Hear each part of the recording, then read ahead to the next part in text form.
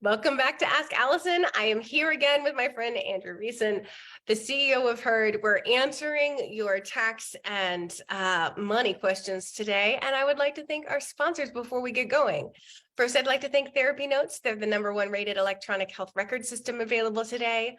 With live telephone support 7 days a week, it's clear why TherapyNotes is rated 4.9 out of 5 stars on Trustpilot and has a 5-star rating on Google. TherapyNotes makes billing, scheduling, note-taking, and telehealth incredibly easy. And now for all you prescribers out there, TherapyNotes is proudly introducing ePrescribe. If you're coming from another EHR, TherapyNotes makes the transition incredibly easy, importing your demographic data free of charge so you can get going right away. Find out what more than 100,000 mental health professionals already know. Use promo code ABUNDANT at TherapyNotes for 2 free months. And thank you to Herd. As a therapist, you're probably too preoccupied with your caseload to want to think about bookkeeping and taxes. Herd is a full-service accounting software platform built specifically for therapists that helps you track and improve your practice's financial health.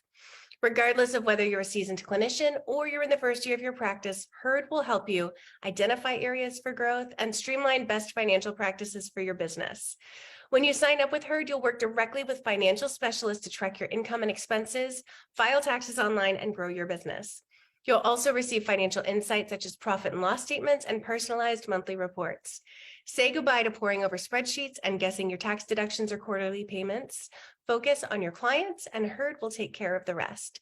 You can schedule a free 15-minute consultation at joinherd.com.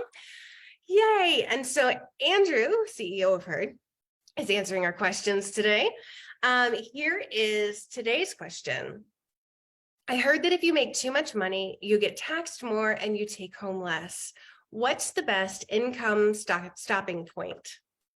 Mo money, mo problems. That's a great question. And honestly, this is a question that we get very frequently from the folks that we work with and collaborate with. And a quick framing around this as well is there's an amount of money that you're making in your practice, and oftentimes, or in some cases, there are people that have partners that are also making money as well. And so when you frame it through the lens of what is too much money for me to make in my practice, whilst you're not thinking about like, oh, there's also this other potential, earner or partner that I have in the relationship as well, as, there's a holistic financial picture that you should look at when you're thinking about this question. But also making more money, there's an opportunity to explore different, more tax advantageous entity structures, like forming a business entity and becoming an S corp, or exploring bringing on additional employees that are going to drive up income and also increase costs. There's additional deductions and credits that you can take advantage of as well. And so having a conversation around this with an accountant will be really, really helpful to help you, optimize your current tax situation. Whether it's, structuring a business entity, or whether it's contributing to a specific type of retirement account that can help you bring down that while also contributing to your financial future. There's a lot of different strategies around this that you can take advantage of as you head into tax season. And at the end of the day, making more money, we often get the question of like, should I be spending more money because I'm making more money? And, the answer to that question is like, spend the money on the things that you need to spend the money on. The accounting team that you're working with or the tax advisor that you're working with, they're going to do their part to make sure that you have all of the best information to take advantage of all of the deductions and write-offs and credits that you might be able to. But once that's all said and done, paying some additional money in taxes, it's not only good for the social systems of this world that we live in as well, but it's an indicator that you're doing really well in your business. And the way that I frame it would be a good problem to have.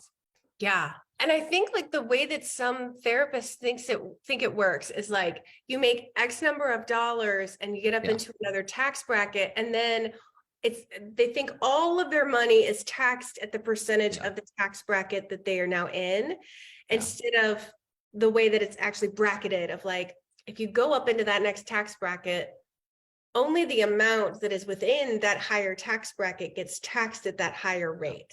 Yeah. I hope I said that in a way that makes sense. So like, I'm just going to use round numbers that really don't have anything to do with real tax brackets, but let's say you make $300,000.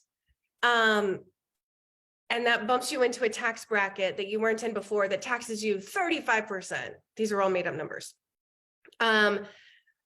It's not that all $300,000 is taxed at 35%. Yeah. It's only wherever that cutoff was. Like if it was 299,999 and you made 300, it's only that $1 that gets taxed at 35%. So it doesn't really ever make sense to have a place where you stop making money on purpose because you're afraid of being taxed, because you're still bringing home the majority of that money. Yeah, that's exactly right. And I love the like real-time math as well. We've both done like real-time math now in the moment. I'm loving this for us. So as it relates to that though, to your point, there's an effective tax rate, and it's not like, oh, we hit this tax bracket, everything's taxed at this. And there's going to be an adjustment to your tax rate as you continue to earn more money. But the takeaway from this is have a conversation, whether it's with a financial advisor, a tax advisor, CPA, whatever it might be, to help explore ways to optimize your tax strategy, as opposed to shying away from earning more income, because there are a lot of different strategies that you can take advantage of, whether it's becoming an S corp or whether it's taking advantage of retirement accounts. There's a lot of opportunities that do exist out there. Absolutely. Yay. And you mentioned deductions. Y'all have an opt-in, like a freebie for people that I will link to make it easy for them to find, of all the deductions to think about, that they can, some things that we don't think about generally that we're just spending money on for our business that needs to be counted. So yeah, I'll make sure we link to that to make it easy for them. And I'll also, our free worksheet where it will also be linked. Maybe I'll talk a little bit about tax brackets. I'll actually look them up instead of just making up numbers. So you guys can see how it's not like you hit a special magical number that then you take home less. Because we want you to take home some good money. We want you to also pay some good taxes, because like you said, these are supporting a lot of the things that support our communities. So awesome. Anything else about that question we didn't get to? No, I don't think so. I would say take a look through the list of deductions, and we've done our best to frame out how to think about each of those deductions. I think a couple that people often don't think about are like the indirect expenses associated with them now being in telehealth and having a home office, and taking advantage of things like telephone and internet and expenses associated with your rent, or the mortgage that you're paying for that space, as it relates to the space that Alice and I are operating out of, is an important thing to think through, and oftentimes a big deduction. So talk to an accountant or do a little bit of research on your side. Awesome.